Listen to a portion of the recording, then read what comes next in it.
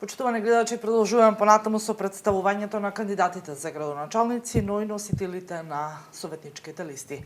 Вечерва во студио го имаме Виктор Петков, кандидат за градоначалник од општина Гевгелија, од редовите на ЛДП и Дом коалицијата. Петков, добро вечер и добре дојде во студиото на Канал Вис и благодарам што ја прифативте поканата. Добро вечер, драго ми е што ме поканивте, драго ми е што се одзвав и да можам да ги искажам некои од моите ставови во врска со мојата кандидатура за градоначалник на Гевгелија.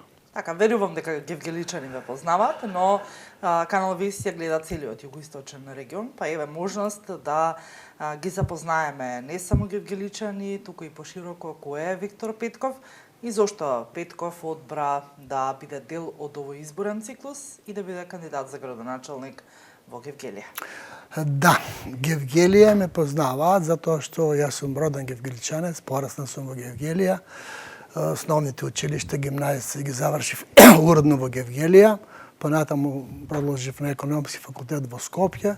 Во меѓувреме со другарчињата и со пријателите сум се дружил, се вика, дењи и ноќе.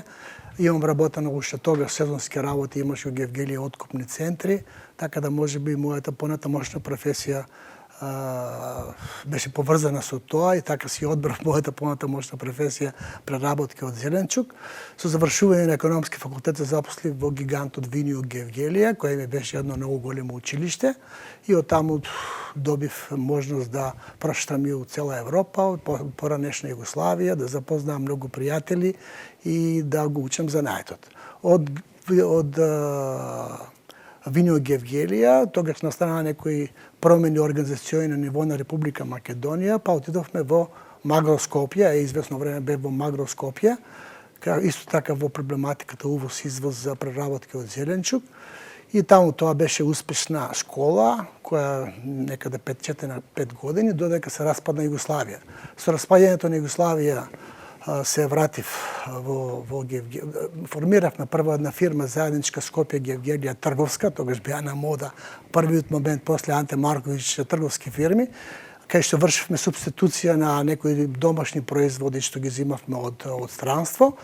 Кој проект, на наша среќа, добро беше проектиран и многу не успеа. И со тој проект се пробивме прво во поранешна Југославија, во Македонија нормално, иако луѓето уште немаат традиција домаќинките да купуват, али полека се научија, сега е веќе па тренд и сега е веќе мода. И така, ние со Випро направивме големи пробиви на меѓународните пазари и дојдовме до некаде околу 15 на земји на светскиот пазар, каде што моментално го извезуваме, со преработки од суровина некаде 5-6 милиона.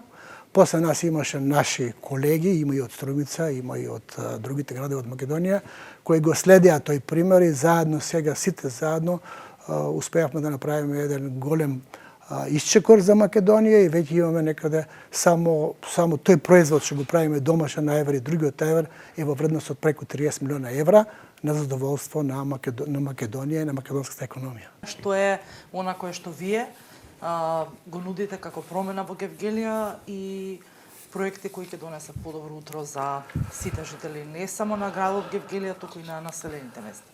Па видите, Гевгелија е прекрасен град и исто така истовремено и динамичен, затоа што секој град сам по себе треба да се развива, што значи дека ние може да направиме во тој град да го совршиме самото функционирање на граѓаните и сите процеси да се направат како што требат.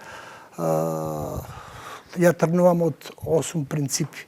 Тие принципи се прво, ја веќе нешто умуаветот ги зборам, али првото е департизација на функционирањето, второто е дерегулација, односно да нема дирекции, директиви, независно од квалитетот на работењето.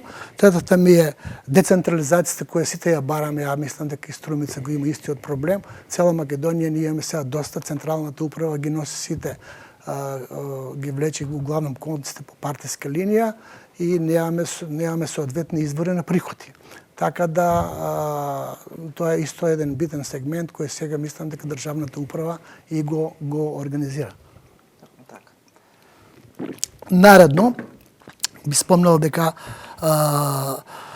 рационализација на процесите во државната управа, рековме професионална управа, понатаму потребно е согласно тоа да имаме поголема ефективност и ефикасност, затоа што ако се направат професионалци и квалитативци, onda ќе имаме автоматски и ефикасност и рационалност.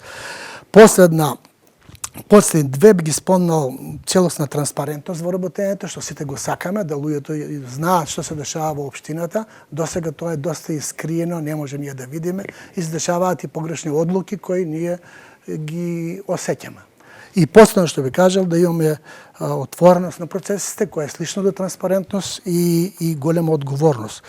Тука би продолжил со други работи кои се битни, редица други задачи во општината кои не можам да ги скокнем, а тоа е значи внимание за водата, воздухот, безбедноста на општината, што значи ние мораме да се концентрираме да граѓаните добијат соодветна услуга од сите тие елементи кои се битни и за животот на човекот.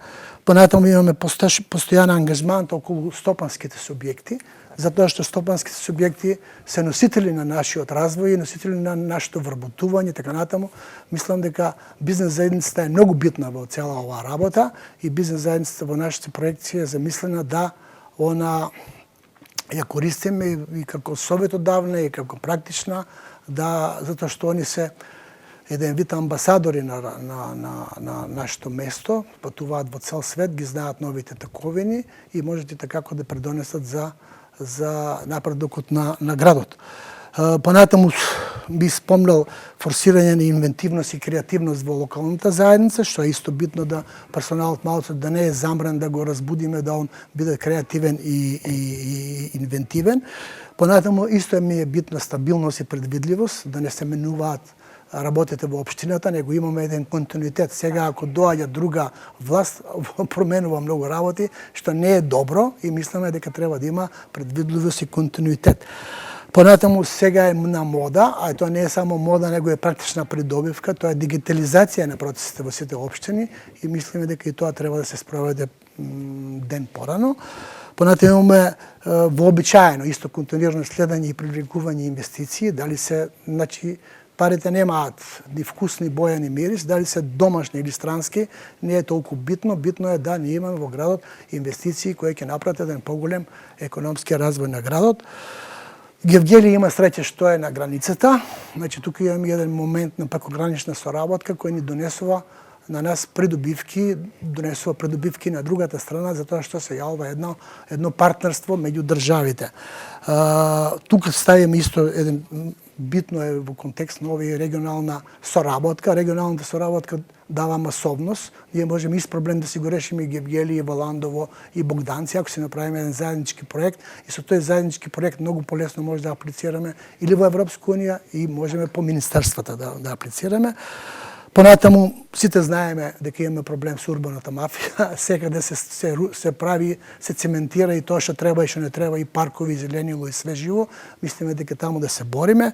Борба против корупцијата која е раклана на македонското општество се уште, мислиме дека и таму, ако се концентрираме и лоцираме во општината, ќе успееме да тие процеси ги стопираме. Понатаму од економскиот дел форсирање на алтернативен туризам, кој го знаеме дека ние постои, дали е вински, дали е планински, дали се параглайдери и така натаму.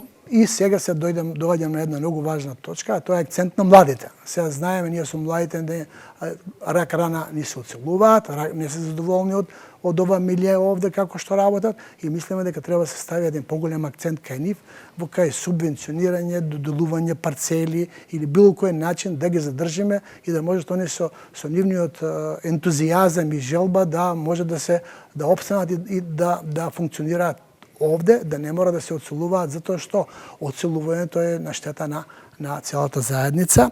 Социјалните грижи се вообичаено, имаме и ранливи категории кои треба да размислуваме и за нив, затоа што тоа е солидарна нота. Зелена Гевгелија спомнав.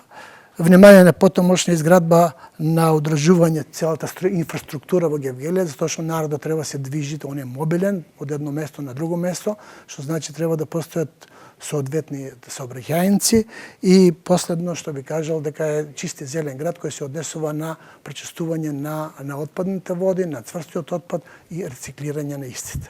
Така, многу сегменти имате опфатено, се надевам дека ќе имате и можност сето ова да го реализирате во вашата програма и вашиот мандат, во кој што сигурно ќе побарате и поддршка од граѓаните и од сите жители на општина Гевгелија и населените места. Јас ви посакувам успех и имате уште само неколку минути да им се обратите на гевгеличани и сите оние од микрорегионот. Па, ќе ми биде драго да гевгеличани препознаат во овие идеи, не се работи, значи не ги спомнав капиталните инвестиции, кратко е времето, и ако капиталните инвестиции се врзани со овие принципи, ако ви имате принципи на работење, капиталните инвестиции неминовно ќе ги остварите, ако немате принципи и задачи, вие не можете ни да лоцирате капитални инвестиции, така да сметам дека гевгеличани имаат можност и ја имам чест и доблес да се понудам на гевгеличани да ме одберат мене, да можем да направам исчекор со современи методологии, со современи искуства, значи целото моје искуство од мојот животен век кој сум го следел во сите континенти, сум прошетал од Австралија па до Америка неколку пати, сакам да ги воведам во интерес и во корист на граѓаните, да може да добиеме еден попристоен живот, понатаму да се оствари зелената агенда.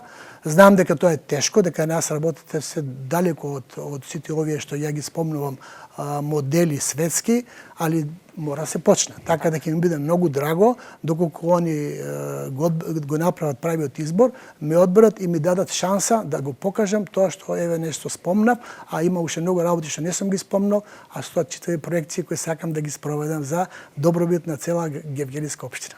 Ми беше чест прво што ве запознав како личност и еве и можност за вашето представување. Ви посакувам успех, а ние почитувани се одјавуваме овдека со напомена дека од општина Гевгелија сите кандидати за градоначалници и независни листи беа уредно поканети, но она кое што го видовте досега како материјал беа луѓето кои што се одзваа на нашата покана.